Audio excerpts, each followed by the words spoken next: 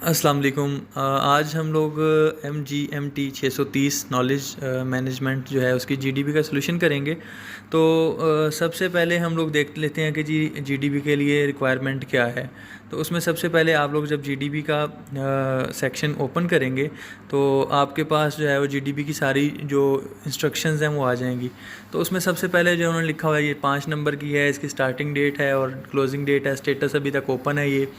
उसका जो क्वेश्चन है वो है do you think knowledge worker and regular employees are synonyms or both of them are different, discuss in rational. ठीक है जी, इंपॉर्टेंट इंस्ट्रक्शंस दी गई हैं, उसके बाद डेडलाइन दी गई है, उसके बाद फॉर्मेटिंग गाइडलाइन दी गई है।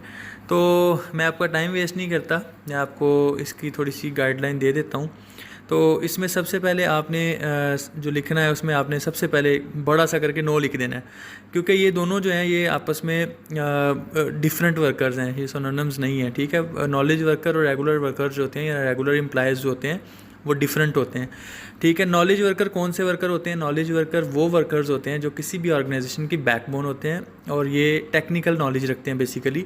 लाइक कोई इंजीनियर है किसी फर्म में या कोई अकाउंटेंट है अकाउंट्स डिपार्टमेंट में किसी फर्म का, तो या फिर कोई नर्सिस हैं या मतलब कोई मिस्त्री है, मेसन है, तो ये सब लोग जो है नॉलेज वर्कर्स हैं। ठीक है जी, तो नॉलेज वर्कर्स की जो एनालिटिकल स्किल्स होती हैं और जो उनकी जो कंट्रोल होता है वो बहुत स्ट्रॉन्ग होता है ऑर्गेनाइजेशन में।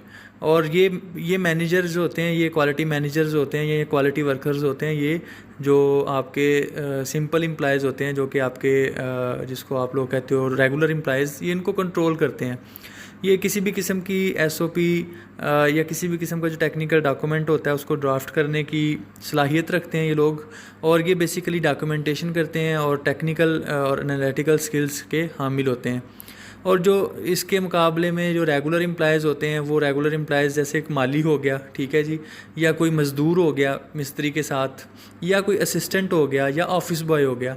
इन लोगों की जो वैल्यू है इतनी ज़्यादा कंपनी में नहीं होती, इन लोगों की वक़्त इतनी ज़्यादा नहीं होती। उसकी वजह ये होती है कि इनकी रिप्लेसमेंट बड़ी इजीली मिल जाती है, जबकि नॉलेज वर्कर्स होते हैं, नॉलेज एम्प्लॉयज़ होते हैं, उनकी रिप्लेसमेंट ढूंढना मुश्किल होता है। ठीक है जी, तो आपको एक छोटी सी सादा सी एग्जांपल देता हूँ कि एक मिस्त्री जो होता है वो अगर किसी घर को बना रहा है तो उस घर को बनाने के लिए मिस्त्री का अहम रोल होता है। जो लेबर का बंदा होता है, मज़दूर होता है, वो चेंज होता रहता है, लेकिन जो मिस्त्री होता है वो end of the project same ही रहता है। तो इससे हमें ये आइडिया हुआ कि जी आपका जो नॉलेज वर्कर है और जो रेगुलर एम्प्लॉय है वो दोनों डिफरेंट हैं, और इन दोनों के काम डिफरेंट हैं, इन दोनों की वैल्यूज़ डिफरेंट हैं, और ये दोनों एक दूसरे के सिनोनिम्स नहीं हैं। ठीक है जी, आपने इसमें जो इसको आप जितना मर्ज़ी लंबा लिख सकते हो, लेकिन आपने इसको 100 to 500 वर्ड्स के दरमियान लिखना है। ठीक है जी, लिमिट है आपके पास, तो मैक्सिमम कोशिश करें 200-250 में आपका जो है वो जीडीपी सॉल्व हो जाए, उससे ज़्यादा ना लिखें। ठीक है जी, तो वैसे तो जितना 500 वर्ड्स बहुत ज़्यादा होते हैं, आप जितना मर्ज़ी लिख सकते हैं, लेकिन कोशिश करें 150, 200, 250 तक जो है ना आप अपनी जीडीपी को सॉल्व कर लें, ताकि इतनी ज़्यादा लेंथी जो जीडीपी होती है वो पढ़ते भी नहीं है और उसके फिर जो है ना वो उसमें से कीड़े भी निकालते हैं।